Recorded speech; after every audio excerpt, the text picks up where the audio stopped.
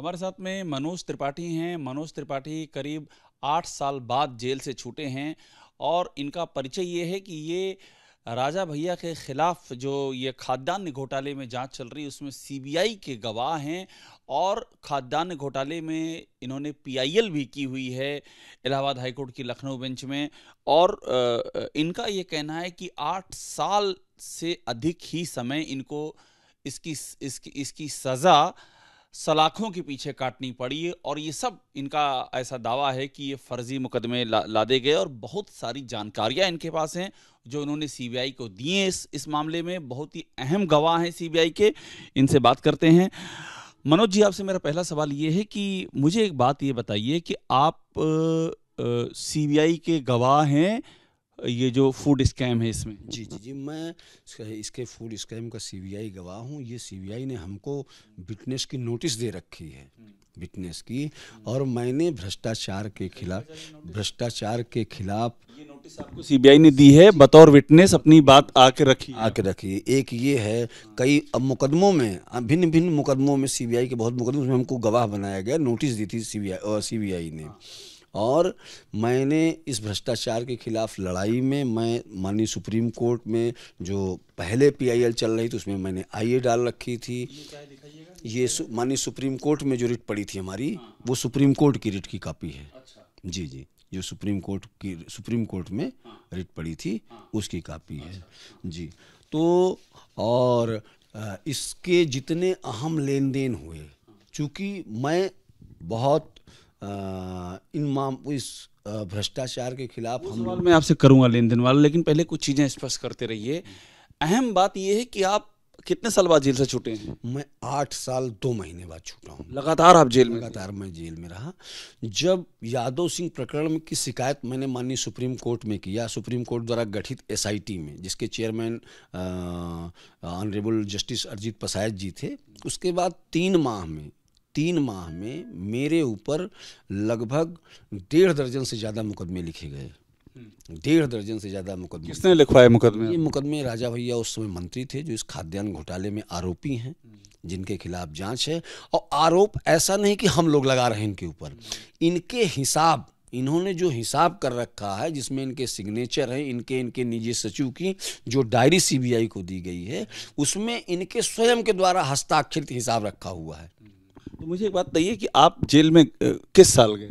मैं 2015 में, माननीय जब हमारे ऊपर मुकदमे लिखे जा रहे थे तो माननीय उच्च न्यायालय से हमको स्टे मिल गया। एक मुकदमे में माननीय उच्च न्यायालय से हमने कहा कि ये मंत्री हैं, हमारी हत्या करा देंगे, यही इस घोटाले के मुख्य आरोपी हैं। ये बार बार पीआईएल हमारी वापस लेने के लिए सीबीआई में पैरवी न करने का दबाव बना रहे हैं। हमारे ऊपर इतने मुकदमे लिखे गए।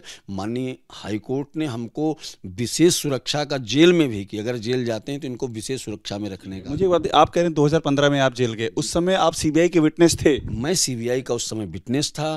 फूड ग्रेन घोटाले में सीबीआई के विटनेस थे, तो आपको दूसरे मामलों में जेल में भेजा? दूसरे मामलों में जेल भेजा गया, जो फर्जी मुकदमे लिखे गए। तो ये सारे मुकदमे किसने लिखवाए? राजा भैया के इशारे पे लिखे गए, राजा भैया के इशारे पे लिखे गए मुकदमे, सब सारे मुकदमे जितने लिखे, 1.5 दर्जन मुकदमे। 1.5 दर्जन से ज्यादा, मैं आपको सूची दूं, 1.5 दर्जन ऐसे मुकदमे लिखे गए कि जो लिखे ही नहीं जा सकते, जो लिखे। मैंने सभी मामलों के लिए सीबीआई जांच की मांग की, और मैं आपके सम्मानित चैनल से आज भी कह रहा हूं, ये कहने वाला पहला शख्स मैं हूं कि मेरे ऊपर जितने मुकदमे लिखे गए, मैं सबके नार्को टेस्ट के लिए तैयार हूं।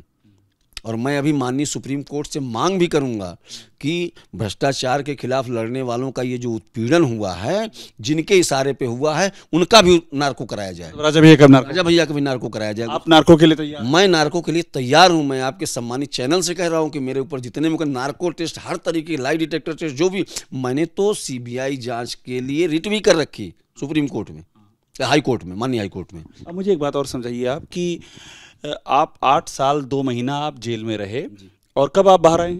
मैं अभी 11 तारीख को, पिछली 11 तारीख को बाहर आया हूँ। ये जो 11 अगस्त है, अभी पिछले महीने बाहर आया हूँ। 8 साल 2 महीने बाद आप अभी पिछले महीने बाहर आए? मैं 8 साल 2 महीने बाद अभी पिछले 11 तारीख को बाहर आया हूँ। और आप सीबीआई के विटनेस हैं इस पूरे मामले में। अब मुझे एक बात ये बताइए कि बतौर सीबीआई के विटनेस, वो क्या अहम जानकारियां आपके पास थी जो आपने सीबीआई को दी, और ऐसी कौन सी जानकारियां थी कि आप पे इतने सारे मुकदमे लदवा दिए गए जैसा कि आप दावा कर रहे हैं? इसमें इतने बड़े बड़े लोगों का इन्वॉल्वमेंट था, इस घोटाले में एक्चुअल पूरी सपा सरकार इन्वॉल्व थी। पूरी इतने बड़े बड़े नाम थे कि जिसकी जो PIL इसकी पैरवी न होने पावे।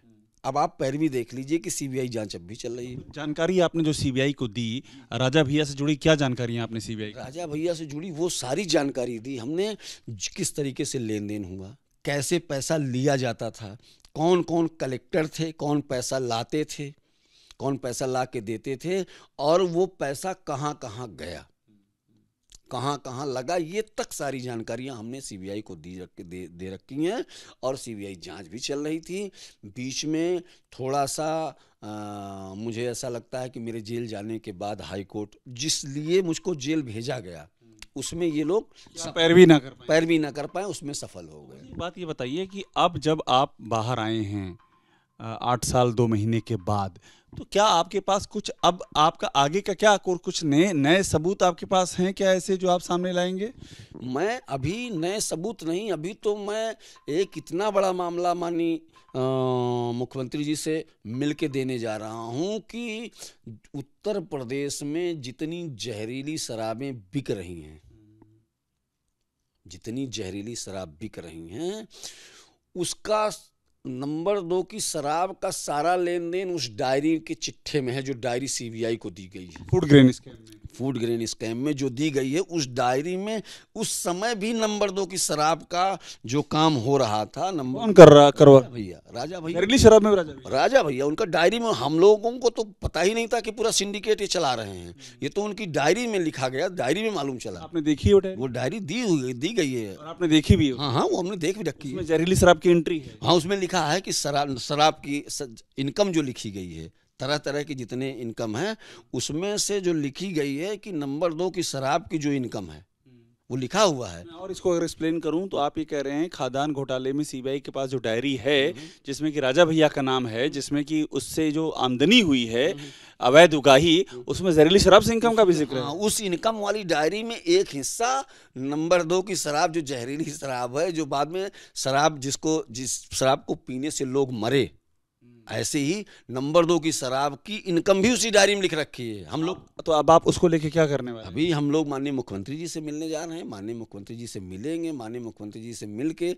अपना पक्ष रखेंगे, बताएंगे। ये तो आप ये कह रहे हैं कि खाद्यान्न घोटाले का ही एक हिस्सा जहरीली शराब का घोटाला? हाँ, बस खाद्यान्न घोटाले की तरीके से एक पार्ट नंबर 2 की शराब का है, जिसका पैसा भी उसी डायरी में हिसाब रखा हुआ है। आप खाद्यान्न घोटाले में तो आपने PIL की है, आप कोर्ट में गए हैं, इसमें भी क्या कुछ हाई कोर्ट जाने की सोच रहे हैं? नहीं, तैयारी हो रही है, पूरे सब कागज पत्र हैं। अभी तो शिकायत की जा रही है। शिकायत करने के बाद अगर नहीं हमको न्याय मिलेगा तो हम जाएंगे ही माननीय कोर्ट के अलावा कुछ है नहीं हमारे पास अभी के पास। मतलब आप ये क्या कहना चाह रहे हैं, कुछ नए सबूत आपके पास हैं? नए सबूत भी हैं, नए सबूत अभी चूंकि खोलना ठीक नहीं है। अब ये सारी बात आप देख ही रहे हैं कि एक PIL करने, भ्रष्टाचार के खिलाफ लड़ाई लड़ने का खामियाजा आपने देखा कि 8 वर्ष 2 माह मुझे जेल पे रहना पड़ा। नए सबूत आप एजेंसी को देंगे CBI को? आप बाहर आ गए? हाँ, बाहर आ गए हम। खाद्यान्न घोटाले में नए सबूत आपके पास हैं? खाद्यान्न घोटाले में नए सबूत हैं। अभी तो वो भी सबूत है कहाँ कहाँ पैसा लगा हुआ है, इसीलिए तो हमको जेल में रखा गया था। राजा भैया का पैसा है?